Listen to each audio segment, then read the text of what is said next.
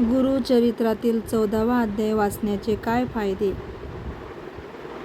श्री स्वामी समर्थ. नमस्कार मैत्रिणींनो, बऱ्याच जणांना माहिती नसते की गुरुचरित्रातील 14वा अध्याय का वाचावा किंवा कसा वाचावा, त्याचे महत्त्व काय, हा अध्याय वाचल्याने काय फायदे होतात, अध्याय वाचताना संकल्प कसा करावा, किती दिवस वाचावे, हे आपण आजच्या व्हिडिओमध्ये जाणून घेणार आहोत.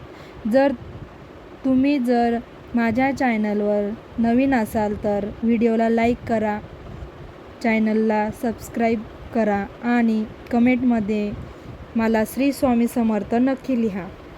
गुरुचरित्र हा ग्रंथ खूप पवित्र आहे. भाग्यवान लोकांच्या नशिबात हा ग्रंथ वाचण्याने लिहिलेले आहेत आणि त्यातील 14वा अध्याय देखील खूप पवित्र आहे. साक्षात दत्त महाराजांनी आपल्या भक्तांना अभिवचने दिलेली आहेत. हे वचन आधीही सत्य होते, आज पण सत्य आहे आणि नेहमी सत्यच राहतील. त्यामुळे हे वाचल्याने आपल्या जीवनातील बदल होतो, आपल्याला हवे ते प्राप्त होते. या वाचनामध्ये साक्षात प्रभू दत्तात्रय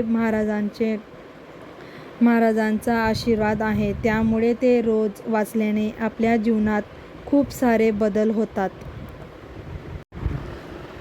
या अध्यायातील मंत्राचा आपल्याला घरावर किंवा घरातील व्यक्तीवर सकारात्मक परिणाम होतो आणि त्यामुळे घरातील वातावरण प्रसन्न राहते. घरात राहणाऱ्या व्यक्तींना दीर्घ आयुष्य मिळते व त्यांना नोकरीमध्ये किंवा व्यवसायामध्ये सतत प्रगती आणि यश मिळत राहते.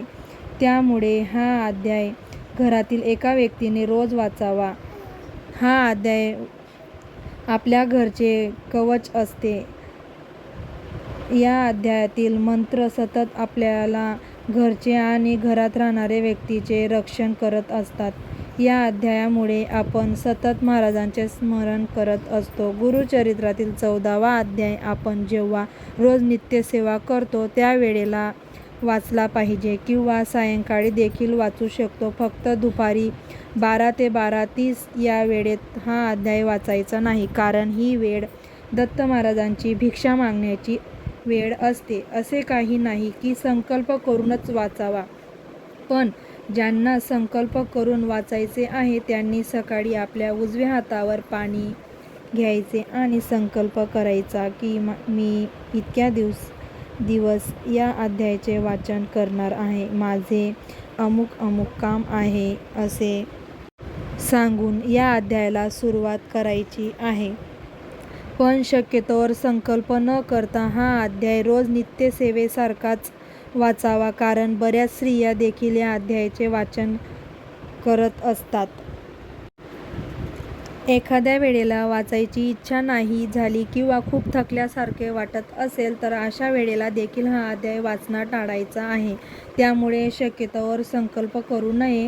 हा अध्याय मन प्रसन्न ठेवूनच वाचायचा आहे, तेव्हाच आपल्याला त्याचे फळ मिळणार आहे.